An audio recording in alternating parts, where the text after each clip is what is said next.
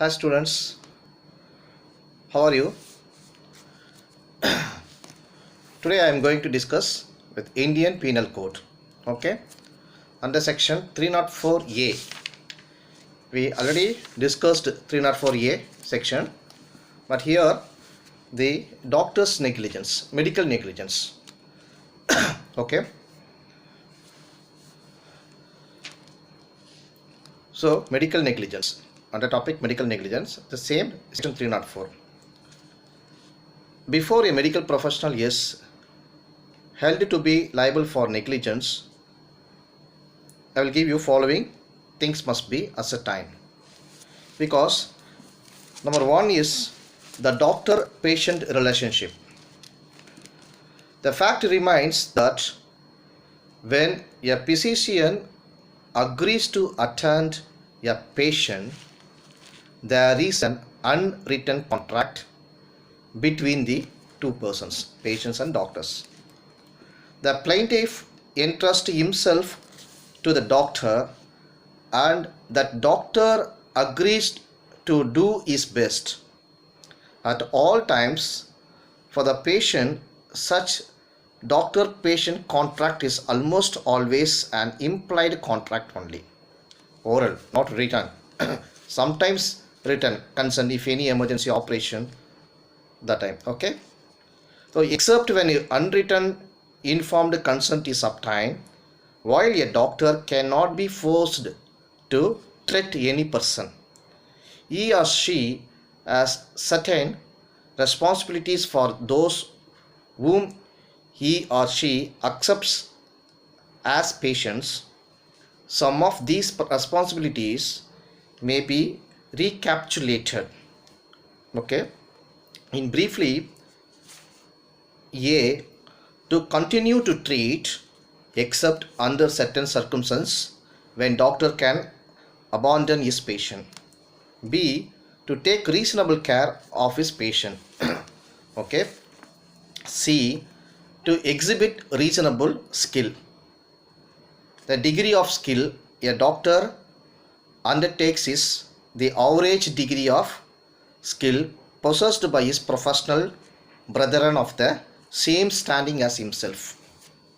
The best form of treatment may differ when different choices are available.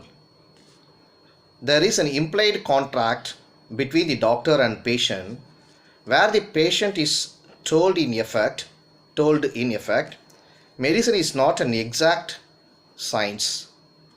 I shall use my experience and best judgment, and you take the risk that I may be wrong. I guarantee nothing. D. Not to undertake any procedure beyond his control. This depends on his qualification, special training and experience.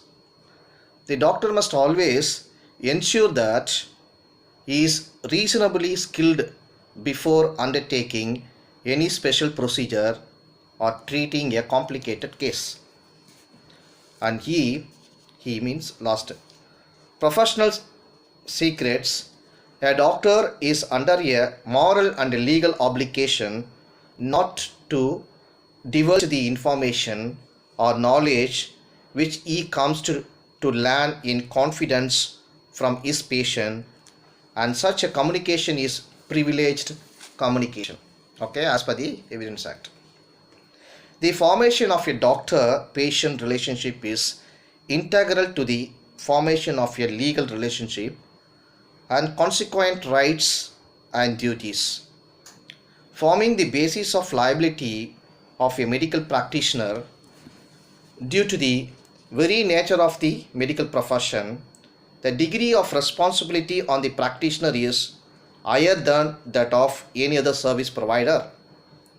The concept of a doctor-patient relationship forms the foundation of legal obligation between the doctor and the patient. In the present case, as already above, a doctor-patient relationship stood established contractually between the patient and the appellant. Okay, and another point, First one is doctor-patient relationship. The second point, duty of care which a doctor duty of care which a doctor owes towards his patient. Once it is found that there is duty to treat, there would be a corresponding duty to take care upon the doctor or his patient. In certain context, the duty acquires ethical character, and in certain other situations, a legal character. Whenever the principle of duty to take care is found on a contractual relationship, it acquires a legal character. Contextually speaking, legal duty it treat may arise in a contractual relationship or government hospital or hospital located in public sector undertaking. The third point, when this breach of duty would amount to negligence. When reasonable care expected or the medical professional is not rendered and the action on the part of the medical practitioner comes within the mischief of negligence, it can be safely concluded that the said doctor did not perform his duty properly, which was expected of him under the law, and breached his duty to take care of the patients, such a duty which a doctor owes to the patient, and if not rendered appropriately, and when it would amount to negligence is lucidly narrated by the court. The example case law, court in Kusum Sharma versus Batra Hospital and Medical Research Center. And fourth point, consequence of negligence. What are the consequences? Civil and criminal nature, generally speaking, it is amount of damages incurred which is determinative of the extent of liability in tort, tort. But in criminal, it is not the amount of damages but the amount and degree of negligence that is determinative of liability.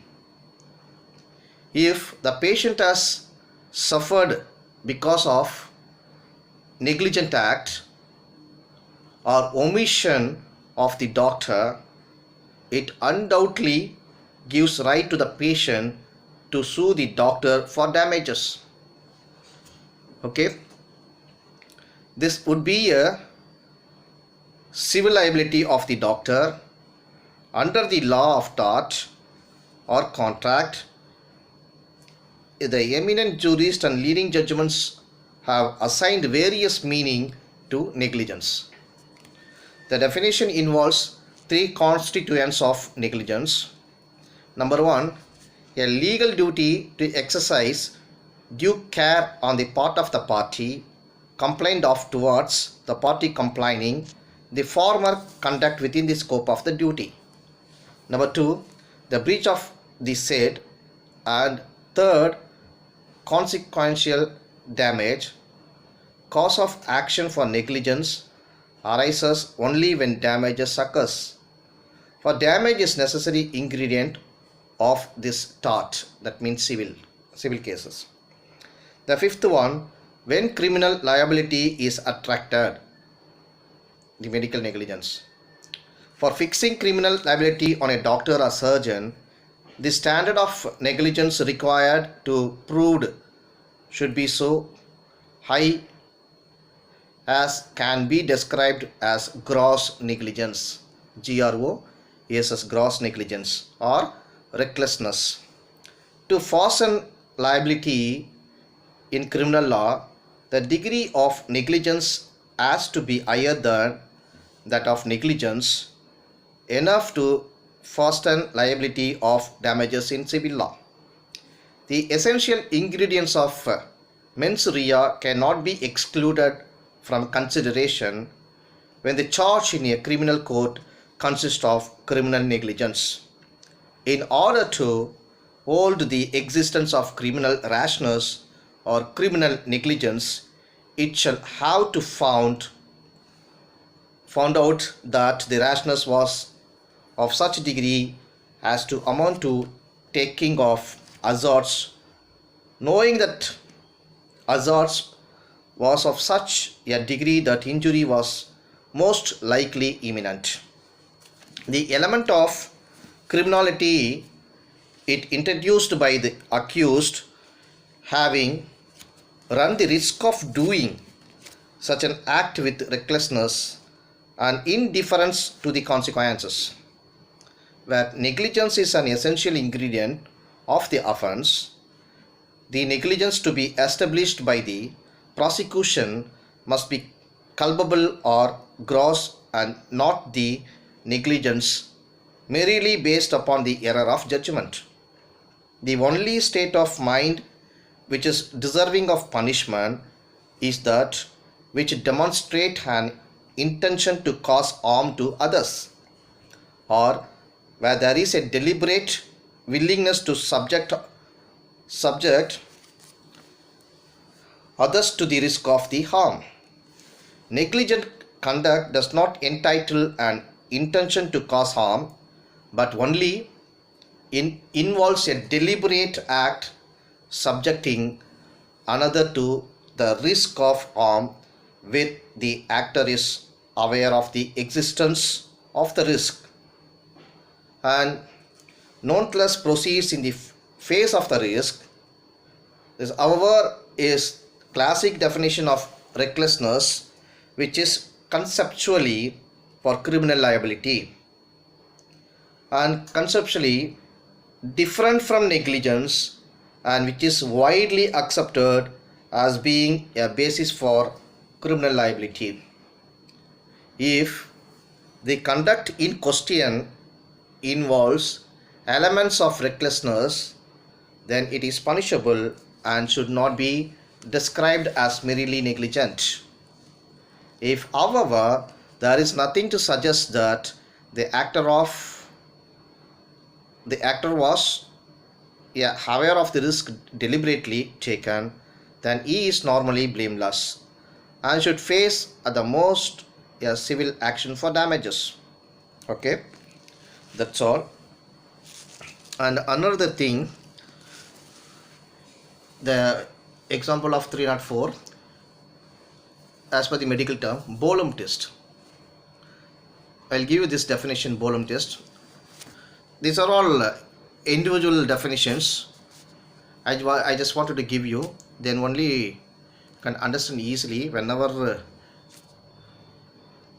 this type of negligence comes. That time section 304A was applied. Okay, I'll close this session. We'll meet you again next class. Okay, thank you students, bye.